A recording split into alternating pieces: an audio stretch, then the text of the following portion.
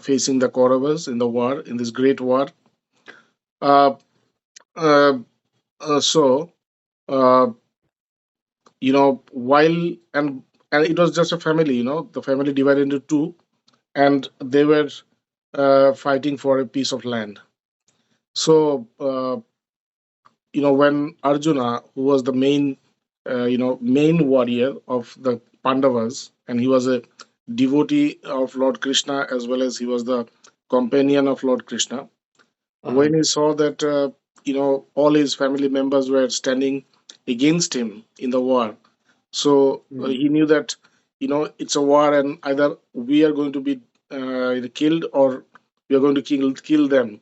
In either way, Mhm. we are going to lose people of our own family, people whom we love, people with whom we have grown up, and people with whom we enjoy our prosperity.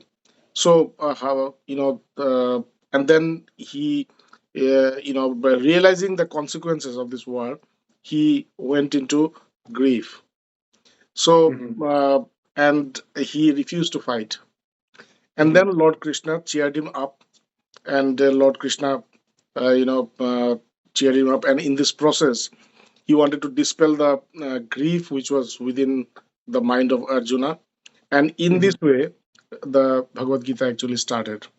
So Mhm. the second chapter starts, second chapter starts with a scene where Arjuna is completely, completely broken, Mhm. broken into grief, and he has refused to fight, and he's crying.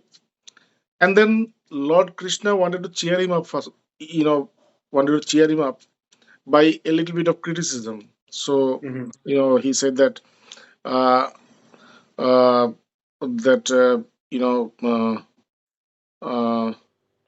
uh, the thing that he said was, how did this darkness come into your heart? Mhm. Kutastva kashmalam idam bishame samupastitam anarjustam asargam akirti karam Arjuna. That is, you are a warrior. You are supposed to fight. Mhm. Now, when you are a warrior and you are supposed to fight, where did this grief come? Where did this Mhm. darkness come into your heart? Mhm. And this darkness is not, it does not suit a a, a person from Aryan race. The race that the most of the Indians we belong is from Mhm. Arya. We are the Aryan race. So he says that Right. Aryans are known to be very duty bound. Mhm. They have that character. So when you refuse to do your duty, that means Mhm. you are not a proper Aryan. You have so another justam asargam, and this act of yours is not going to give you heaven. It's actually taking you to hell, because the Mhm. person who does not perform his own duties, he is going to land up into hell. This is another, Mhm. teachings of Bhagavad Gita. Mhm. Bhagavad Gita tells us that we might be spiritual, we might have we might have a divine life, we might be spiritual, but the most important thing that we have in our that we have and that we should do is to carry out our duties. If a Mhm. person doesn't carry out his duties, he is condemned to hell. So, our Mhm. sargam, this act of yours is going to take you to hell, and Mhm. akirti, and it's going to give you bad names. It's going to defame you. So, Mhm. unglorify you. You are doing something which is completely not glorified. Uh, Mhm. this is what it's going to happen. And then he wanted to cheer up Arjuna. Klaivang mashmagama partha naitat tatyupapadyate shudra hridaya dorbalyam tektotishta parantapa. Then he said that you dispel this unmanliness that you are having now. You're not speaking like a man. You're having this unmanly attitude. You should dispel this attitude, because you are Arjuna. You're Arjuna. It doesn't look good on you. It doesn't suit you. Uh, Shodra Hridaya Dorbalyam. You should renunciate the weakness of your heart, and the I weakness have of a their heart. question here, Swamiji. Yes, So often the chapter 2 you mentioned is about knowledge. It is, and it's often translated, at least in English, as the path of discernment. And my question is this what we're talking about here? Is this discerning Arjuna discerning between his position? exactly. But Krishna did not go into the details of the war. Krishna did not go into the details of convincing Arjuna to fight. Mm-hmm. What he did was, these are the initial conversations that we are having in the second chapter. The second chapter Mm-hmm. is pretty big. It's a vast chapter. It's the there are two long chapters: the second chapter and the last chapter. That is the 18th chapter. Both are the having the same length. So Chapter 2 is 71 verses, right? 72, 72. Yeah. 72 verses, and the same I think in the chapter 18 also we have these 72 verses. So these two are the most important. Chapter 2 is from where Bhagavad Gita starts, and chapter 18 is where Bhagavad Gita ends. So these two are the biggest chapters in Bhagavad Gita. So Krishna did not go into the details of convincing him to fight. What he did was he started to dispel the ignorance within his mind, because it is Mm-hmm. only because of ignorance that a person forgets about his duties, that a Mm-hmm. person becomes committed to something which he should not do. So it's only because of ignorance. So and how can this ignorance be dispelled? It can only be dispelled through knowledge. So now Lord Krishna is not talking as a teacher. He's talking as a friend to Arjuna. Uh-huh.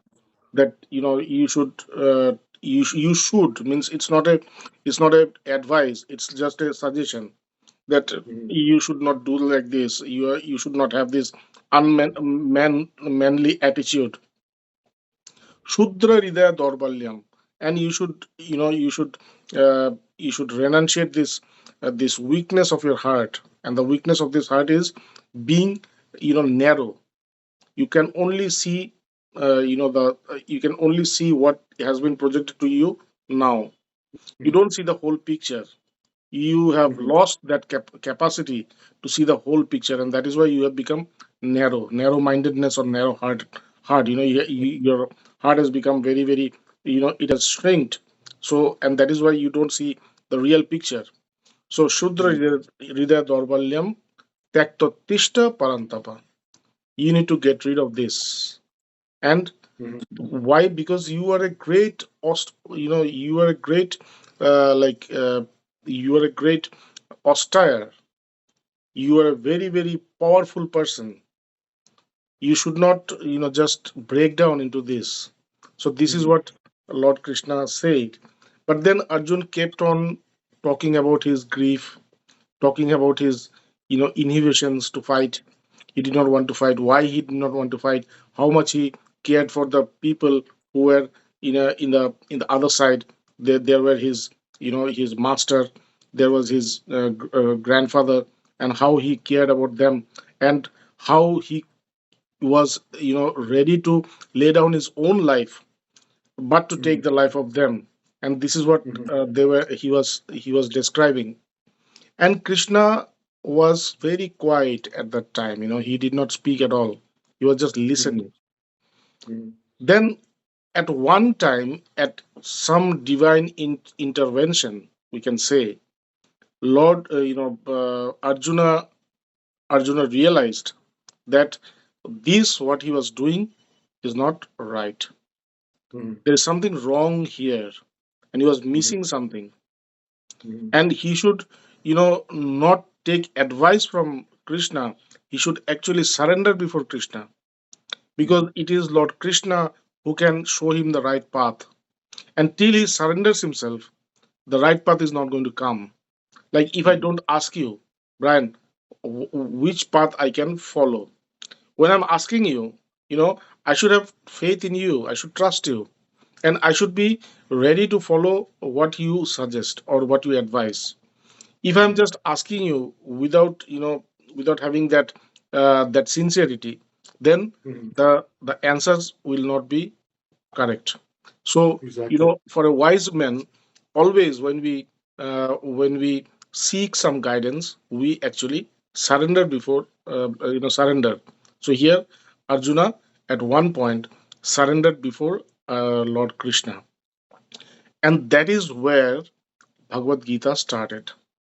So Arjuna said, "Karpanna dosha apahata svabhava pritchami tvam dharma sangmura chetaha yashreya yashreya syan yashreya uh, syan nishchitam bruhi tanme shishyasteham sadhimam tvam prapanyam." So this is what Arjuna said. Yashreya syam nishchitam yes yashreya syam nishchitam bruhi tanme. I just forgot this.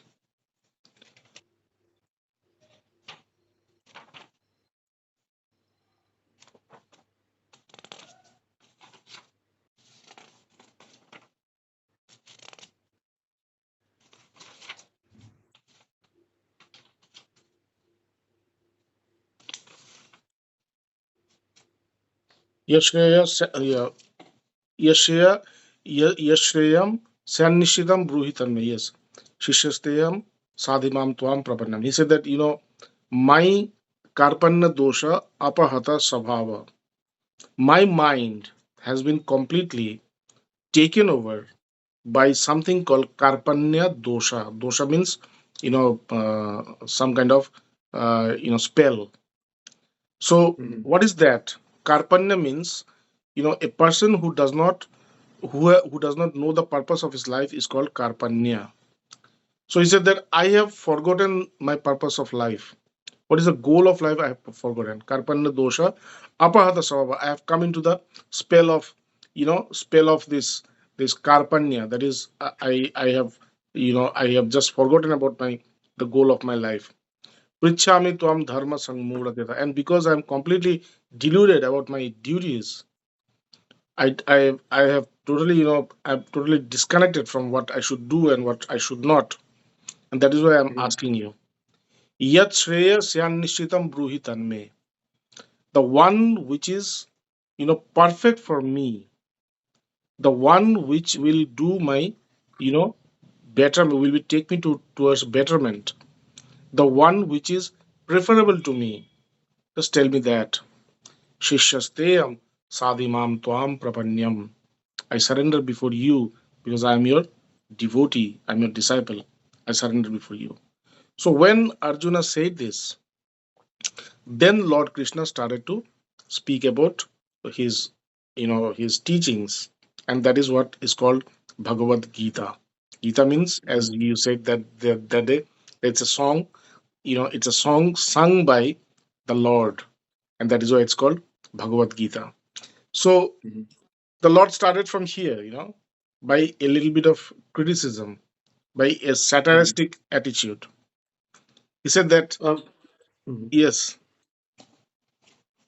you're Before we continue further, just one bit of clarification because I noticed you are translating dharma as duties exactly. here. And this is something that this topic, there's a lot of confusion around this in the Western world. The meaning of dharma, it's translated in many different ways, and I'm wondering if you might speak about that briefly. No, dharma actually means duties, the one which Mm, always already holds you. mm, Dharma means something which is holding you. Now, what is holding you? It is your Mhm. duties, it is Mhm. your actions. Mhm. You know, when we talk about the destiny, how does the destiny form, or how does the destiny take shape? The destiny Mhm. takes shapes as per our actions. Mhm. So, even the thoughts that we have, they are also actions. So, dharma means duties, actions. Mhm. In other way, in other way, dharma also has been translated into religion. But Yes. here we don't consider dharma to be religion, because Right. you know there is we think that it's faith. It's not religion, it's actually faith. That is, Mhm. if I trust into certain ideology, that is dharma. And Mhm. when I trust into certain ideologies, then I start to follow that. I start to enact that into my life. So Mhm. there also it is the actions. Mhm. I suppose I believe in Advaita Vedanta. So when I Mhm. believe in Advaita Vedanta, I shape my life according to Advaita Vedanta. So Mhm. then also I am doing something, you know, that becomes a dharma. So dharma Mhm. actually means the actions. And is Okay. this why it's also sometimes referred to as truth? Dharma is not truth. With dharma, you will ultimately reach truth. Right. Dharma is the means to truth. Truth is the end. Mhm. But it's Truth not is the truth itself. no, it's Right. not truth. It's Mhm. it's it will take you there. Right. Like Lakshman once Mhm. asked Ram, "What is dharma? Mhm. What is dharma?" So Ram answered this, that if I just hit an arrow into a deer and the deer runs away, but while he is running away, the deer is bleeding. Mhm. So the blood spots in the road is the Mhm. dharma. Now, what Mhm. does it mean? If I have to follow the deer, I have to follow the blood, the spots, the Uh-huh. the spots, the blood spots, and that blood spots is going to lead me towards the deer. So Mhm. dharma is that path which, when followed, will take me towards the truth. Actually, we have to go beyond dharma. Mhm. Dharma will take you to a point where you will see that with dharma you cannot attain that infinity, that's truth. So Mhm. then you transcend the dharma, and when you transcend the dharma, then you reach that state of non-dual consciousness, Okay. that truth, or that oneness. Mhm. Okay. Mhm. So Yeah. from here, One, just one last question, Swamiji, before moving forward. You had mentioned the idea of hell, and just for our listeners who are coming from Christian or Catholic background, can you describe your meaning of hell in relationship to the Christian relation of hell? Because I think it's very different, right? When we're talking about. mythologically, it's very similar. Uh-huh. Mythologically, we also have the a concept of hell being where a soul is tortured.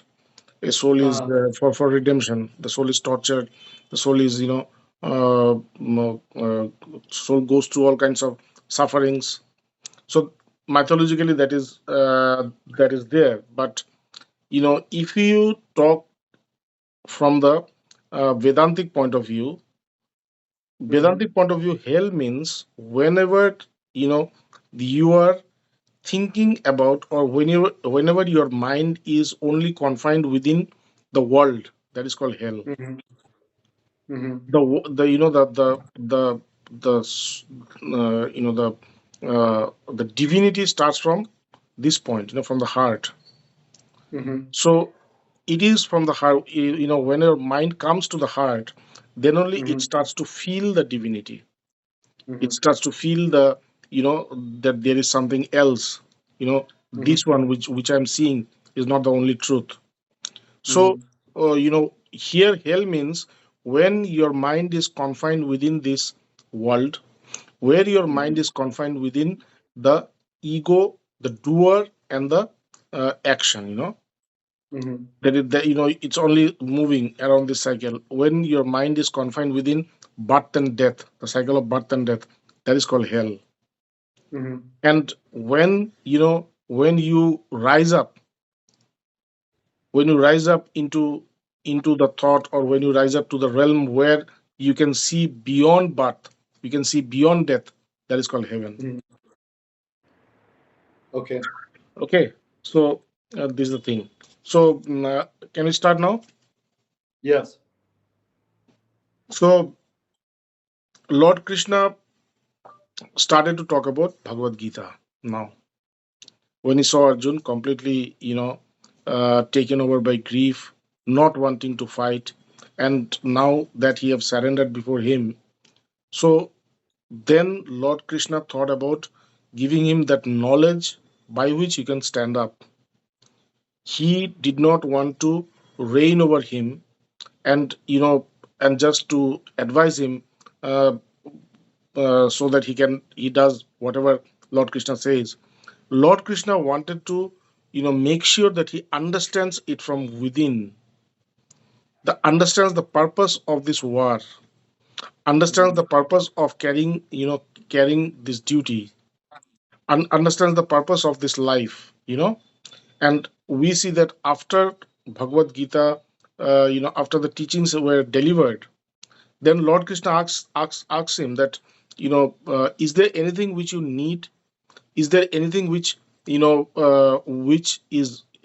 has missed? Did your heart illuminate? Did your heart see the truth? Then Arjuna confirmed that, yes, my heart have seen the truth. I am full of light now. I have understood this. I have remembered the purpose of my life, and I'm ready to fight this war. I'm ready to do whatever you tell me to do. Now, this one, I'm ready to do whatever you tell me to do, is not from gratitude. It is not coming from, coming from this this feelings of guilt. Mhm. It is coming from the feelings of gratitude. It's coming from the Mhm. feelings of knowledge, from Mhm. love, that yes, I've realized what is the truth. Through your words, I've realized what is the truth, and now I am going to follow each and every word of yours, because Yeah. you have dispelled the darkness from my mind. Okay, so It's not that I have to do this. I must do this now. yeah, Mhm. he did not compel him to do anything. That because I'm telling this and you have to do this. No, he made him realize this, and just to make him realize, he had to talk about Bhagavad Gita. He had to talk about this next 17 chapters of Bhagavad Gita. Mhm. So he starts here. He starts in a satiristic way, just to move him, just to shake him up, just Mhm. to shake him up. He says, "Ashochanava shochastam pragya vadangsha bhasase gatasuna agatasунश्च nanushocanti panditaha." He says that, uh, Ashochanava shochastam, the one for which one should not grieve, the one which is not suitable to be grieved, you are grieving. You are doing something which you should not do, but at the same time, you are talking as if you are wise. Mhm. When if you go through the first chapter, you will see the way Arjuna was speaking. He was actually not speaking. He was actually lecturing Krishna about dharma. Mhm. He was Mhm. actually lecturing Krishna about what one should do and what one should not. He was not expressing his definitely it was coming from pain, but he was at one point he was not expressing his pain. He was actually lecturing Lord Krishna that this is this, this is this, this is this, and that is why we should not fight. So that is why Lord Krishna is saying that pragya vadangsha bhasase, you are doing something which you should not do, and you are lecturing as if you are wise. Gatasuna agatasunascha nanu shochanti panditaha. He says that a real wise man will never complain, will never grieve, will never complain, will never be pained by someone who is in life or someone who has gone beyond life. Mhm.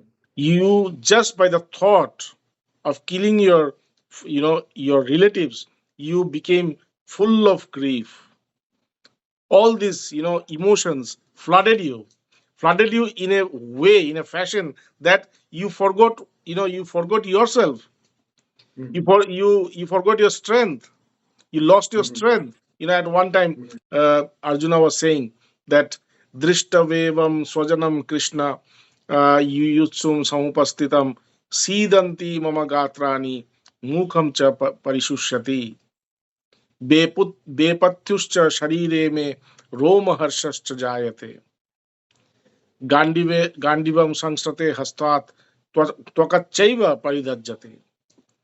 you know Arjuna was saying that just by looking at my relatives who are standing against me in the battlefield, my body has started to tremble, Mhm. and my mouth has become dry, my lips have Mhm. become dry.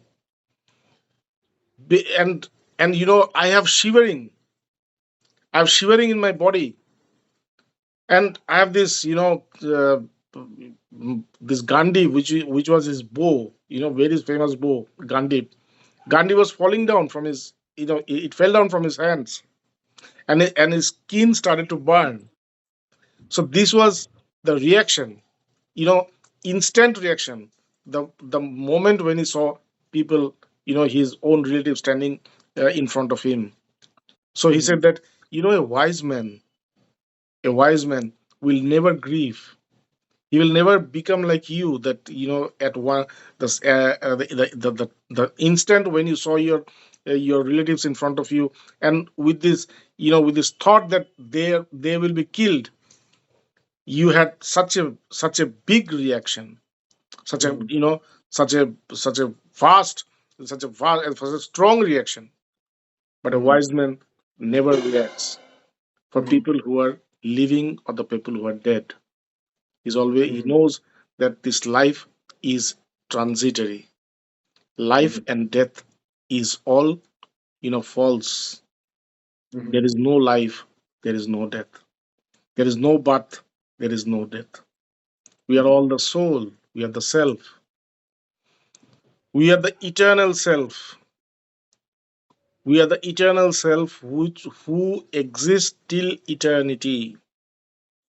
We Mhm. don't have any birth, we don't have any death, we don't have any body.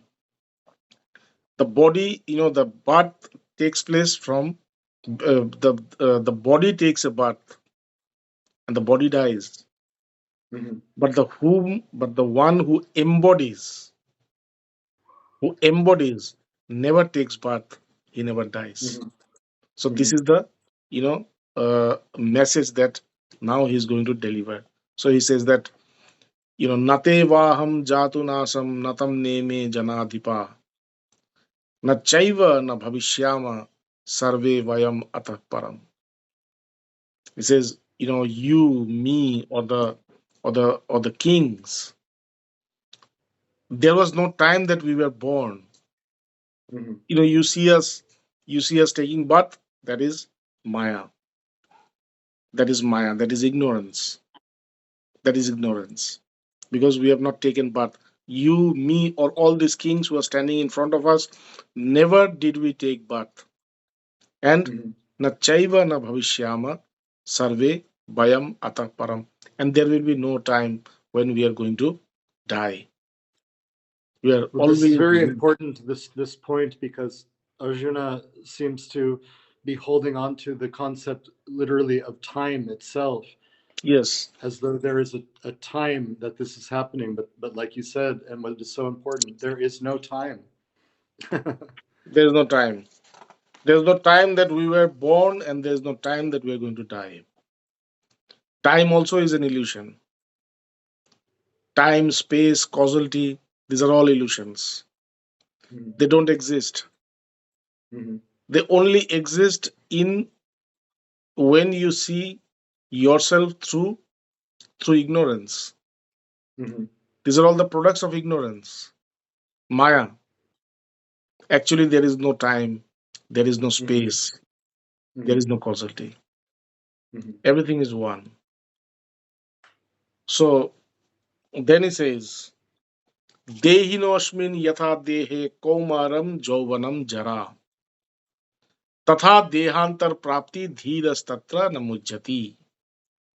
Now he's talking about the, it's coming down. He's breaking what you are saying. He's making it more simple. He says that, I told you that we have never taken birth and we don't die. We exist always. Even after death, we exist. Then that created confusion within Arjuna's mind that if we exist always, then how do we see this birth and death? We see Mhm. people dying, we see people taking birth. So what is this? So just to take care of that confusion in the mind of Arjuna, Lord Krishna says that dehino asmin yatha dehe kaumaram jauvanam jara तथा देहांतर प्राप्ति धीरस्तत्र न मुच्यते. He says, the body takes birth. The body takes birth. The person who stays inside the body, he never takes birth. He's always there. So Mhm. there are two people. One is the body, that is deha. One is the body, and the other is dehi, the one who resides within the body. Like when you say that I am Brian, when you say this, so who is this I? You Mhm. will see that this I is not the body, because you say that this is my body. This Mhm. is my body. So when it's your body, that means you are not the body. Mhm. So there are two people. One is you, and the other is the body. So Mhm. Lord Krishna says that this body takes birth, but the person who resides within the body, he does not take birth. He's always there. Mhm. This person grows. It becomes an adult. It becomes a grown up man. It becomes old. It Mhm. becomes old. And then tatha dehantar prapti. And then you know he talks about death. Now how does he how does he uh, uh, how does he explain death? When we see death, we see that a person is dead, means the person is gone. He has become non-existent because he died. But Lord Krishna says, Tatha Dehantar Prapti. Dehantar means shifting from one body to another body. Like Mhm. you used to live in USA. Now you are living in Barcelona. So you Mhm. had this change of place.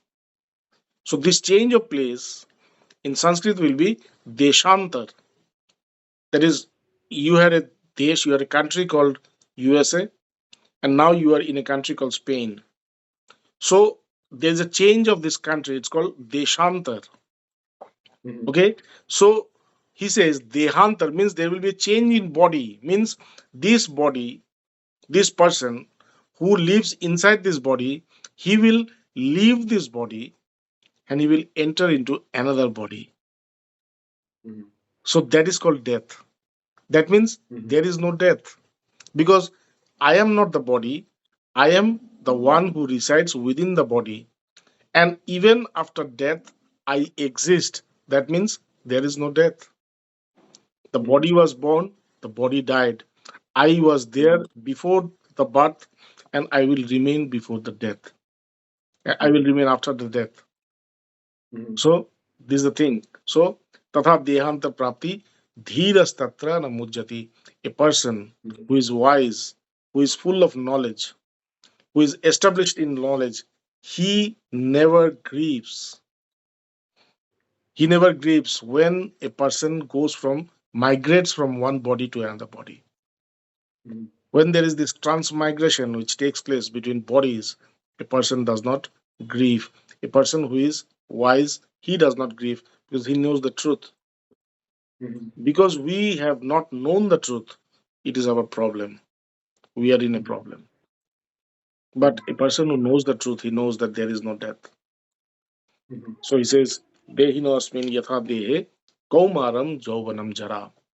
Tatha dehantar prapti dhirastatra namujjati. Now, you know, when Lord Krishna was talking about this pain so much, that a real person, a wise man will never have pain, will never have sufferings, will never have grief, will never have any sorrow.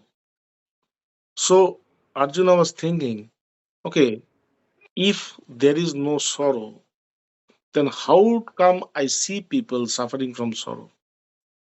Mhm. How come I see people, suffering from pain? They're, they're depressed. How come I see them? That is a reality that we see. So how does it happen? You're saying that there is no pain, there is no suffering. If there is no suffering, then how does these people suffer?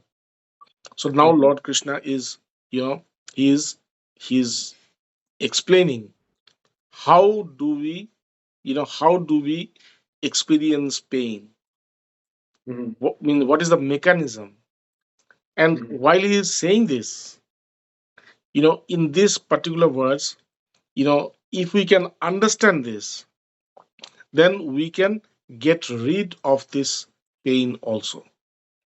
Mhm. So he says that matra sparshastu konteya shitoshna sukha dukhada agama paino anittam twam titikshasya bharata.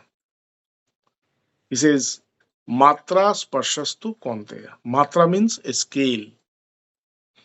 The scale comes in contact with something. So he's talking about a scale. Now, what is that scale? You see, we have eyes. With the eyes, we can see. We can not only see, we can distinguish.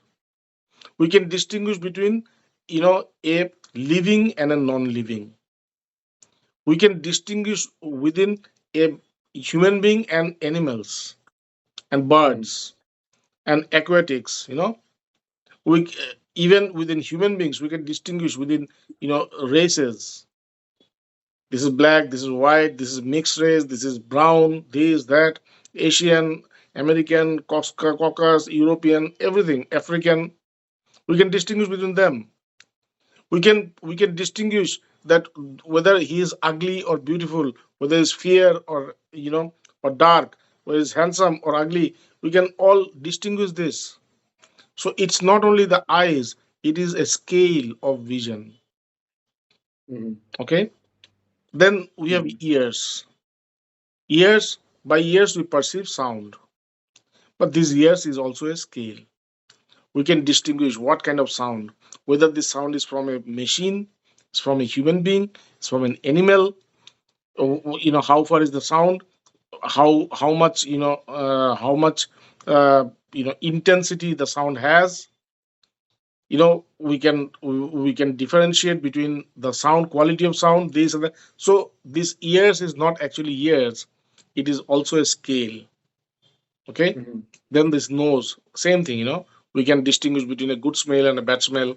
If the smell is from a very far distance, we can say. If it is nearby, then we can say. Everything we can say about smell with the nose, so that the nose is also a smell, also a Mhm. scale. Then Mhm. we have this tongue, which can perceive taste. So with the tongue we can distinguish between good taste and bad taste, Mhm. whether it is spicy, not spicy, sweet, sour, or like very terrible. Even within sweet, what kind of sweet, whether it is sweets or chocolates or fruits or sugar, every we can distinguish all these things. So this tongue is the scale for for taste, and Mhm. then skin, by skin we perceive touch. So Mhm. we can, we the skin also acts as a scale. So Lord Krishna says that the scales, that is, we have five scales, these five senses of the five sense organs are our five senses. So when these five senses sparshas to konte, when they come in contact, how does this, or what is that with which these sense organs comes in contact? The sense organs comes in contact with sense objects. Now what is Mhm. sense objects? Like eyes comes in contact with the sense object of that eye. So what is the sense object of that eye? It is the form. So sense object, the first sense object is form. Then the sound, ears.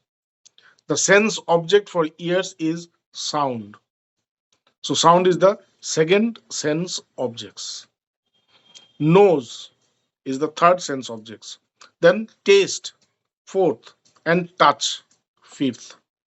So this, form, sound, smell, taste, and touch are the five sense objects. So when the Mhm. senses comes in contact with the sense objects, like when you see, somebody whom you love, what happens? It brings good vibrations. It makes you happy. It makes you happy just by seeing them. So when when your eyes comes in contact with the sense or object, that brings you the sensation of happiness. At the Mhm. same time, if you see somebody whom you hate, you don't like at all, so when you see them, what will it bring? It will bring anger, rage, hatred. If you see somebody who is, whom you are very scared of, so it will bring fear.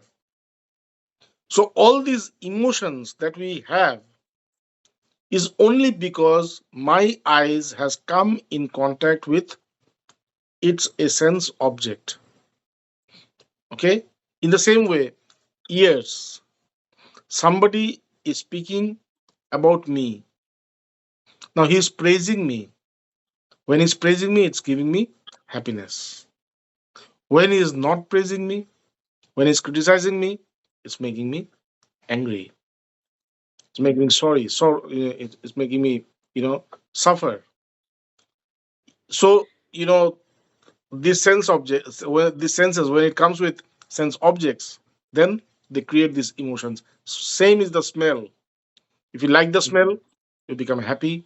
If you don't like, you become, either sad or angry or whatever, terrible. Mhm. Same is with us with taste and touch.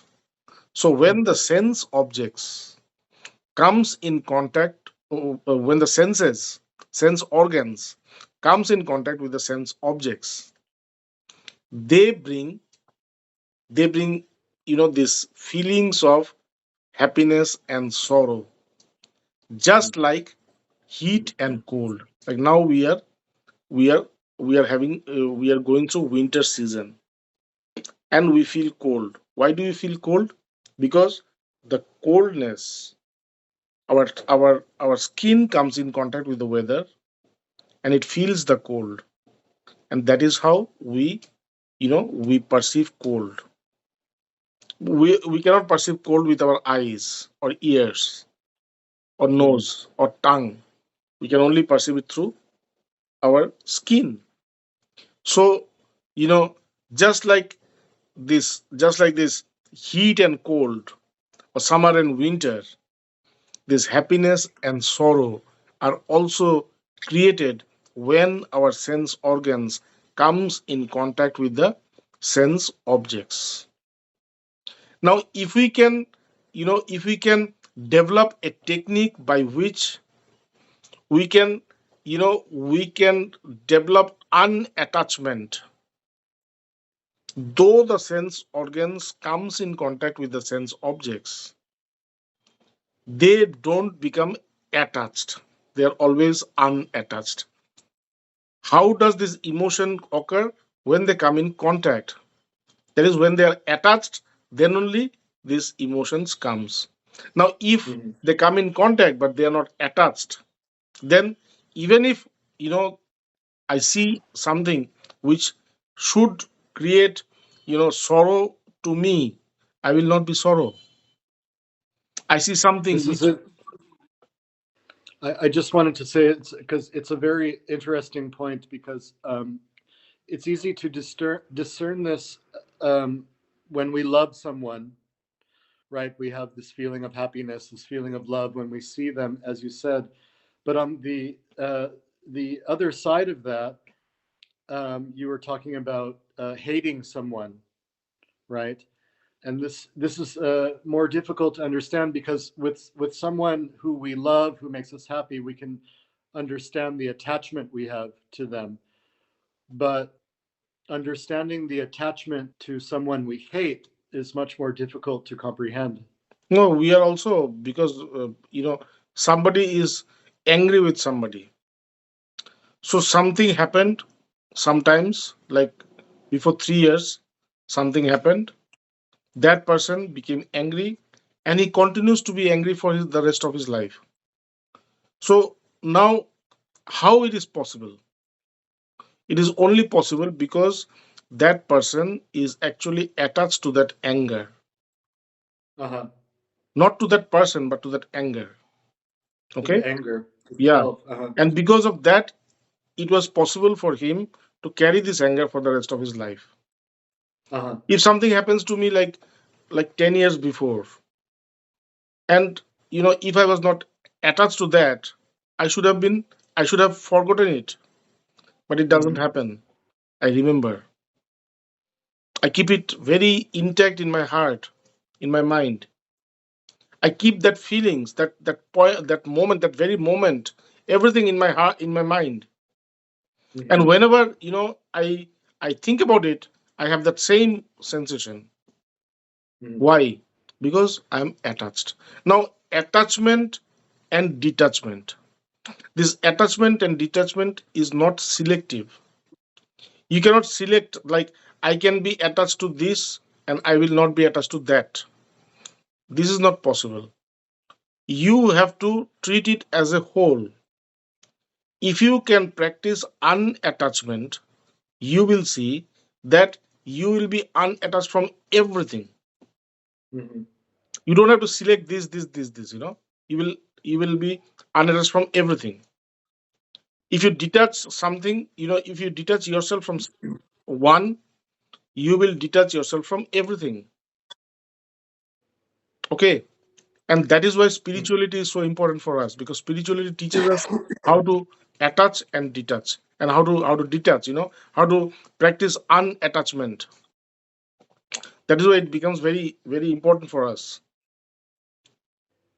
Understand? So Yeah. attachment, so what I was saying actually, matras parsas tu konteya shitoshna sukha dukha. It is only when the sense organs comes in contact with the sense objects, that is how they produce happiness and sorrow. And it is only because of attachment. Now, in the Bhagavad Gita, Lord Krishna have taught about detachment in a very very different way, in a very very practical way. In any spiritual text, you will see that attachment, this detachment is taught with, with severe austerity. There has to be very serious austerity, serious, you know discrimination done to get rid of that particular, to get rid of attachment.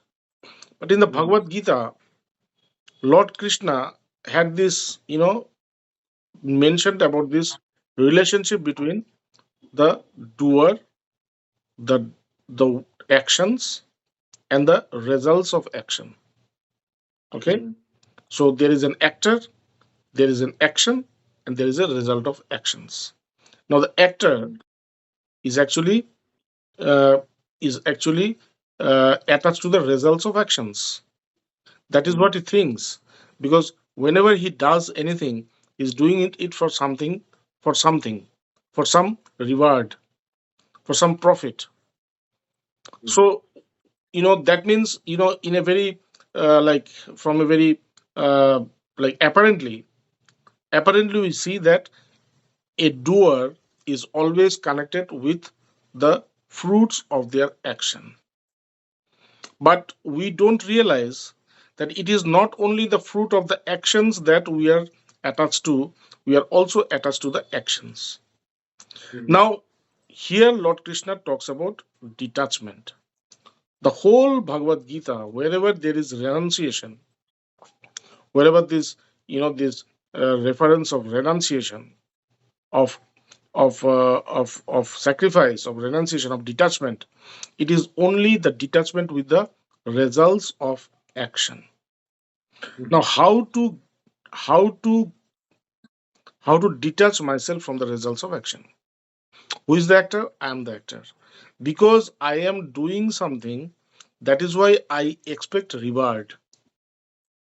Now, if I am not doing anything, suppose I am not doing anything, then I should not expect any reward.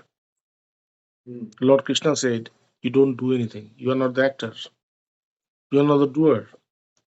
So when you are not the doer, then the actions, the results that the action produces, they are also not yours. So you should not claim the results of your actions. And once you practice this, that you are not the doer, then you see that, after a given time, you see that you have not only detached yourself from the fruits of actions, but you have also detached yourself from the actions itself. So now when you're detached from the results of your actions and the actions, you see that there is nothing in this world which can attract you, which can tempt you, which can, you know, which can attach you. But You and what's important, which I know is touched upon more in chapter 3, actually, is the idea that this is not about giving up the work. no, it's not. No. Gita doesn't talk about renunciation of actions. Mhm. Bhagavad Gita talks about renunciation of the results of actions. Not also the results of action, renunciation from the attachment of the results of action. Mhm. The attachment to the results of action should be gone. It is not talking also. It is not also talking about the abandonment of the results of action. It Mhm. is talking about non-attachment from the results of action. That's all. Mhm. You can have the results of actions with you, but you should not be attached. That's all. Mhm. Okay.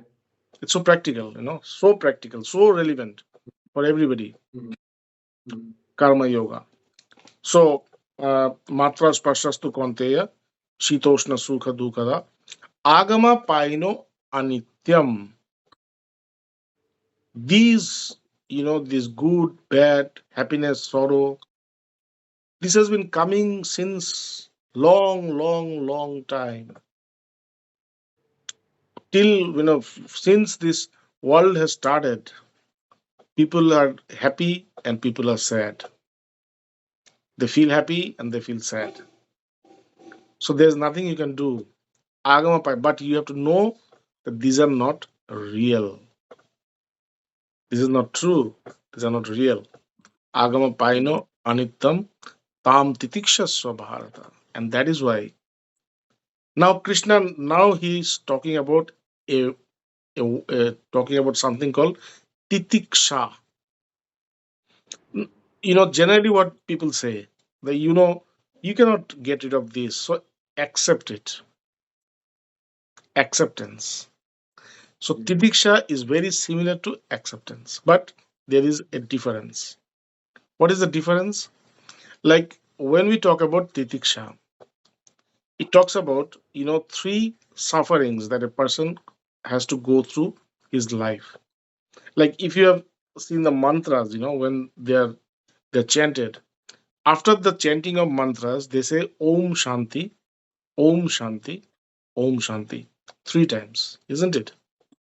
Have Hmm. you heard this? Yes. Why do they say Om Shanti for 3 times?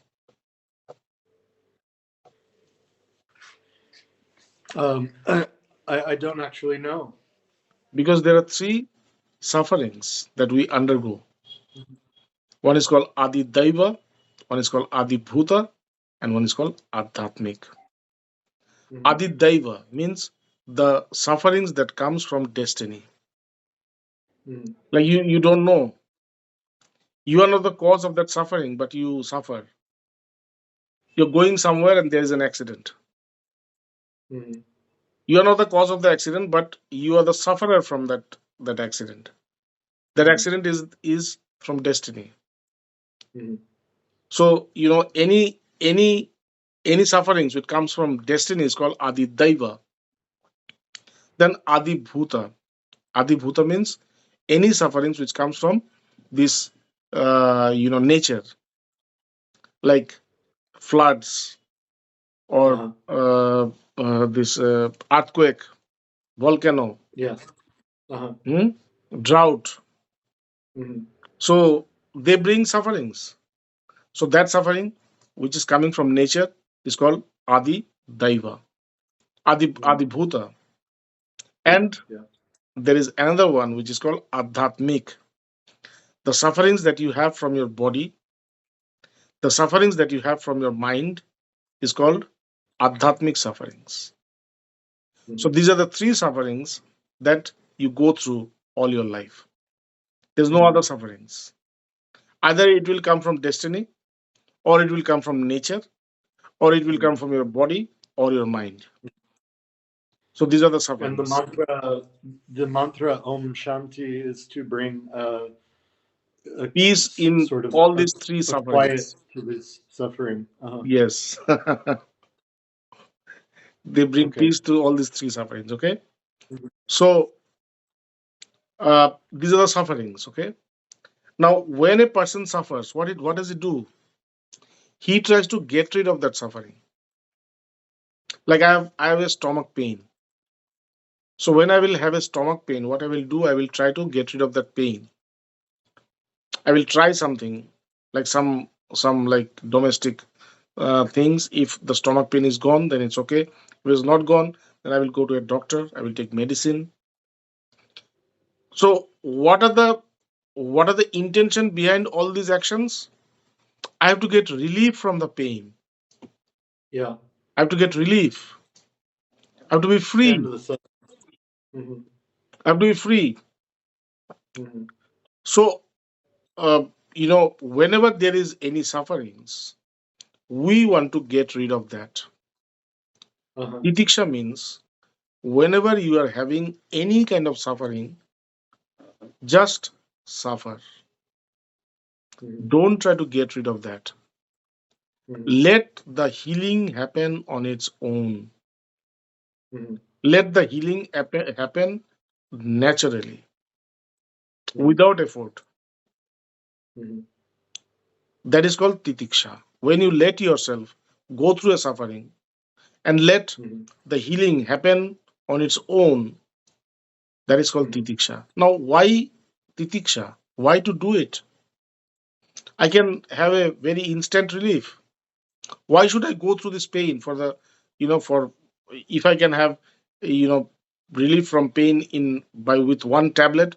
Why should I go through like 3 nights of this unbearable pain? But spirituality says you have to go through this pain for 3 nights. Why? Because while you are going through this pain, what is happening is you are cleaning yourself. You're Hmm. cleaning all your karmas that you have done in the past. Hmm. These karmas are the impurities that you carry. And because of these impurities, you don't see yourself. Hmm. You don't recognize yourself. You are the self. You are consciousness. Why don't you recognize yourself? It is because only because of this of this dart that you are dart that you're carrying with you, the Hmm. baggage. Yeah. the baggage of dirt, the baggage of karmas that you're carrying. So That the is why you pain and don't suffering can act as a reminder. not reminder. They act as a cleanser. They are cleaning you. They're cleaning those actions. Mhm. And while they're cleaning those actions, they're creating space for the knowledge to come inside. Mhm. At the same time, they are, they are making you strong. They are making you aware about a strength which you already have within you, which you are Mhm. not aware of. Mhm. Like we are all strong. We all have this Mhm. divine energy. But why don't you feel it? Mhm. We don't feel it because we are not aware about it. Mhm. How to be aware about it? When I go through these sufferings, Mhm. titiksha, then I Mhm. see that not only I clean myself, but at the same time I become strong. Mhm. Now, what should I do with this strength? What does why do we need that strength? You know, if I want to go beyond this atmosphere, I have to have a velocity which is much more, which can penetrate this atmosphere and go beyond that. And that velocity is called this escape velocity. It should be more than the, gravitational energy. Mhm. There's a gravitational energy. Everything is pulling towards the core. Now, if I have to go beyond this, then I have to have a force which is more than this gravitational force. Mhm. Understand? Yes. So when I have to, it's the same like Maya, ignorance. When I have Mhm. to go beyond ignorance, I have to have a mind which will have a strength which will be more than the this strength of the Maya. Mhm. Okay? In the Bhagavad Gita, Lord Krishna says that that Mama Maya Durattaya Traigunna Vishaya Maya Mama Maya Durattaya. This no Devi Esha Gunamayi Mama Maya Durattaya. But this Maya is so strong, it has the power of the divine, Mhm. though it is not the divine, but the power that it has is divine. And if it is divine, you can imagine how much it the power can be. Mhm. Lord Krishna says, Mama Maya Durattaya. This Maya can never be, you know, invaded. Mhm. It cannot be destroyed. It's very difficult to destroy. Now, when a I think person is this aspiring, huh? mhm. It's a very important point um, to bring is the idea of Maya as being ignorance, but to connect back to what you're saying and what you're saying now about the power of the divine, that Maya is also the sense objects you spoke of earlier. This is also Maya, the sense objects themselves. No, Yeah, is contained within Maya. yes. Everything is Maya. Hmm. Everything is Maya. These are the components of Maya. Hmm. Now, I have to go beyond Maya Hmm. to attain the self, to attain knowledge. How can I go Hmm. beyond Maya? I have to Hmm. have a force which will be more than the force of the Maya. Hmm. Where do I get this force? I get this force from this titiksha. Hmm. When I do this titiksha, I have this force within me. Hmm. When I have this titiksha, when I do this titiksha, I have this inner power, Hmm. this inner power. And with this inner Hmm. power, I can go beyond Maya. Okay. Understand? And that is why it says, Yeah. Tvam titikshasva bharata. Oh, the son of Bharat, the son of Bharat, you need to go through titiksha. You don't have to get rid of the sufferings. You have to go through, bear the sufferings, go through the Uh-huh. sufferings. Let the healing Uh-huh. happen on its own. Mhm. Okay. So Mhm. today we stop here. Okay. Okay. Next time we are going to start from here. How was it? How is the how is the discussion? Good. I will. I'll plan to be better prepared next time. I didn't really know what our format was going to be, so I prefer to be better prepared and with writing down some questions. But I also like to interject like this too, just listening to you. And as things become clear and questions arise, it's nice to be able to ask you directly in this way.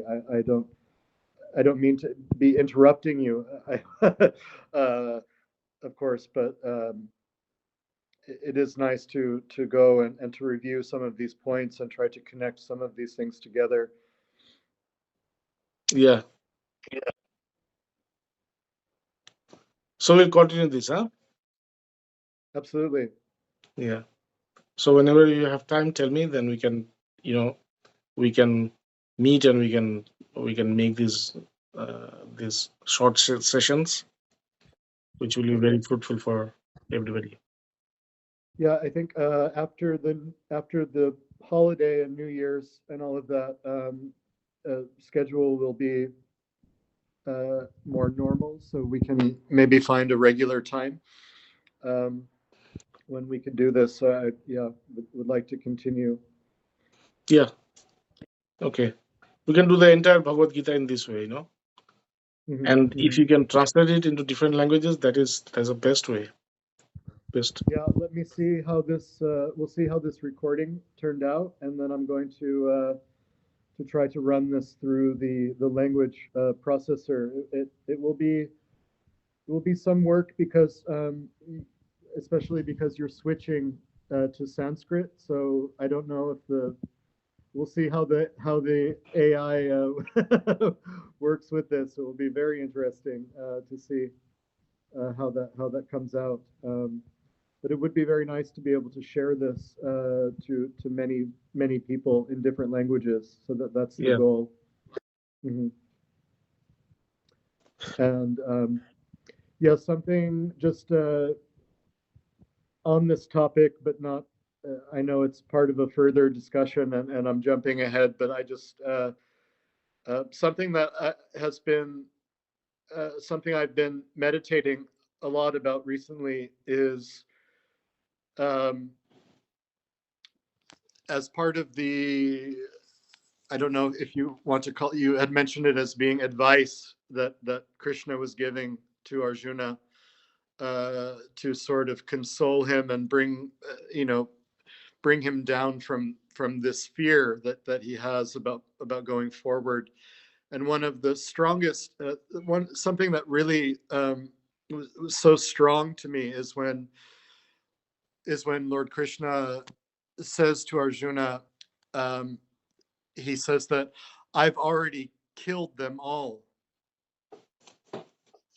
And this is Yes. something that's very powerful because it brings into light, the idea of Krishna as the destroyer as well, and also the idea of timelessness too, that there is no time, that this has already happened. You have nothing to worry about because it's Exactly. already done. It's already And this happened, is and something it has happened again and again. It's not that. again, yeah, and that's the next point, again and again. And yeah, this is something I would really like to explore further together with you, That chapter Swamiji. is really very, very important chapter. We have to approach that chapter in a totally different mindset. Hmm. When that chapter comes, 11th chapter, we Hmm. become a devotee. And I don't know, when we go to that chapter, something happens within my mind. I can visualize the things which are like they're happening in front of me. Uh-huh. And I don't actually, I don't actually, uh, I don't actually uh, explain or interpret. I just describe what I am feeling. That's all. Uh-huh. And I've done it for 2 times, and the whole chapter in one session. Like it's a big chapter Yes. where Lord comes out, and then there was a reaction from Arjuna. He becomes very scared, and then the Lord, you know, uh, consoles him. He makes him, like comfortable, and then uh, so these are all there, and then this one is also there. Like uh, where the Lord talks about this, Mm. that you know, uh, kaloham kaloham, uh, that I'm that destruction, and I've come to Mm. destroy the, you know lokan samahatu lokan samahatitum iha prabhriti. Mm-hmm. I've come to destroy this whole planet, this whole universe. Mm-hmm. So when we go to that chapter, we can, there we will approach in a completely different way. Absolutely. Yes. I look forward. These chapters are like beginners. Like second chapter Yeah. is, though it has got knowledge, supreme knowledge, but this is very easy. Mm-hmm. As Bhagavad Gita commences, from the fifth, Mm-hmm. sixth, seventh, eighth, Mm-hmm. as this devotion comes into play, the Mm-hmm. devotion, surrender, then this theory of incarnation. Mm-hmm. It actually starts from seventh chapter. This Mm-hmm. when the Lord starts to reveal that He is the Lord. Mm-hmm. Before that He was not talking too much about that aspect of His identity, but Right. from the seventh chapter He starts to reveal Himself, Mm-hmm. and the 11th chapter is like the supreme, like the zenith of Mm-hmm. everything, and then we have Yes, the it's 15th it's chapter really also. beautiful, the progression, and allows the reader, the one being introduced to this, to slowly come to know Krishna in Yes, this way, as first as the friend and companion, and then later through devotion, and eventually as the Lord Himself. Yeah, very beautiful. yes, and I'm sure that as we approach gradually, that mood will come, that energy will come, Mm-hmm. and it is the Lord who actually does these things. It's not we, Mm-hmm. it's not our interpretation. It is something which comes from the within. It just reveals itself. So for Mm-hmm. that we have to keep a continuous. It should run continuously, and if it runs continuously, then these things starts to reveal itself. Mm-hmm. This is what I've seen. If I give a class for in a continuous way, not Mm-hmm. like today this one, then 10 days after that. No, if it is a continuous process, then I Mm-hmm. feel that some divine you know aspect starts to happen. Absolutely. Swamiji, something occurred to me that will be helpful in doing translation and then sharing this with others, is if we could indicate which verses